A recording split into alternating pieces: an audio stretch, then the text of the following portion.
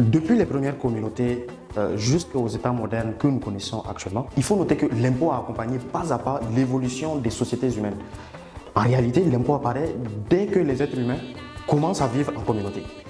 Car de cette vie collective naissent inévitablement des besoins communs et dont la satisfaction exige la participation active et solidaire de l'ensemble des membres valides ou du moins de la grande majorité de la communauté, bien évidemment au service du bien collectif.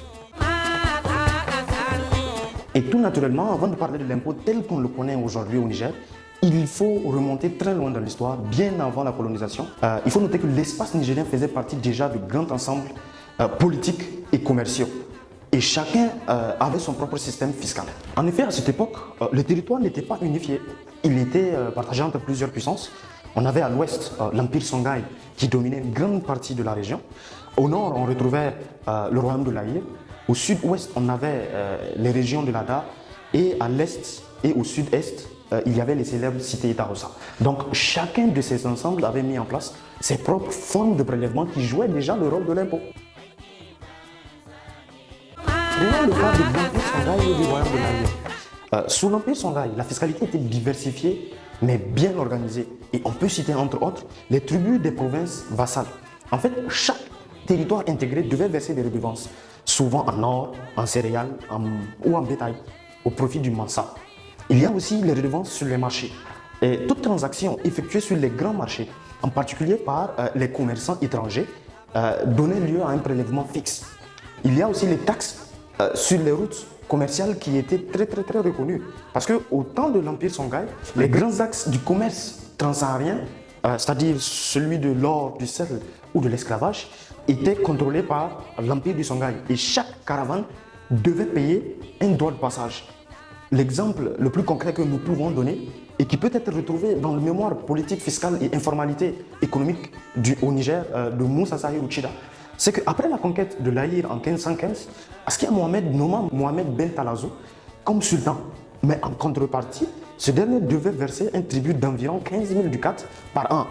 Et il faut noter qu'en ce moment, l'Aïr était un carrefour commercial très prospère.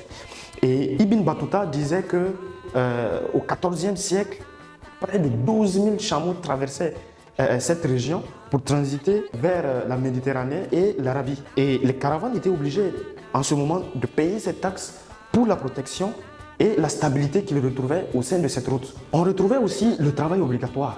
Enfin, il faut noter que certaines populations devaient fournir un impôt en nature, que ce soit le service militaire, de la main-d'œuvre pour l'agriculture ou des prestations pour les élites. Mais à travers des informations orales recueillies à Moussadei, à Moko, à Bamei ou bien au niveau du Sokorbe, par Jean-Paul Royot dans sa thèse, en dehors des revenus de guerre, c'est aussi des redevances qu'on retrouvait comme le labo Albarka, le Souta ou Siri.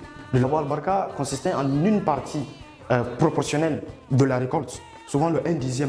Mais il faut noter qu'elle n'avait pas totalement le caractère obligatoire. Et lorsqu'il y a une sécheresse ou une attaque de sauterelles, les populations se voyaient dispensées du paiement de cette redevance. Le Souta était la confiscation des animaux égarés par le Jarmakoy. Et le Siri, lui, représentait le 1/10 de l'héritage qui était payé toujours aux Jarmakoy.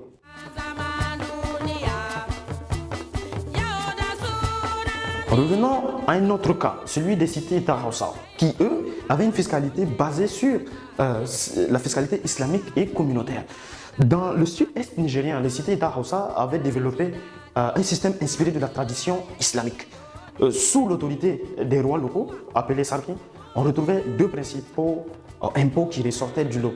Il s'agissait de la jizya, qui est un impôt payé par les non-musulmans pour pouvoir résider dans les territoires. Et il y avait le Kharaj, qui était un impôt foncier appliqué sur les terres agricoles, encore une fois au début réservé aux non-musulmans, puis ça a été élargi progressivement à l'ensemble de la communauté. Il y a aussi un autre point qui, lui, ne représentait pas un impôt. C'est la zakat, qui est une aumône obligatoire pour les musulmans qui se retrouvaient dans le cadre. Et cette aumône était redistribuée aux pauvres. Ce système qui venait compléter d'autres mécanismes de gouvernance dans les cités-États Hausa renforçait quoi qu'on dise, l'autorité des cités-États. Et tout comme chez les autres, c'est-à-dire au niveau de l'Empire Songhai ou de l'Aïr, la collecte était organisée par des agents du roi qui parcouraient les villages pour prélever en nature le mil, le bétail, des tissus ou des métaux précieux. Donc on le voit bien qu'avant même la colonisation, l'impôt existait déjà sous différentes formes au sein des communautés qui allaient constituer le Niger actuel. Quel que soit le nom qu'on donnait à ces prélèvements, l'impôt existait bien et belle. Et on peut pousser encore plus loin avec la tradition orale, mais aussi des écrits, notamment ceux du professeur Kimba Idrissa ou de Djibo Amani ou de Abou Maman Djibril, de Adou Maman ou encore du docteur Sidi Maman Lawali qui a travaillé sur la gouvernance et la mobilisation des ressources fiscales du Niger, appréciation de l'influence des mutations sociopolitiques sur le prélèvement fiscal dans un pays d'Afrique. Pour ne citer que cela, que la fiscalité était au cœur de l'organisation politique, économique et religieuse au sein des communautés bien avant l'unification de ces territoires qui allait devenir le Niger que nous connaissons aujourd'hui.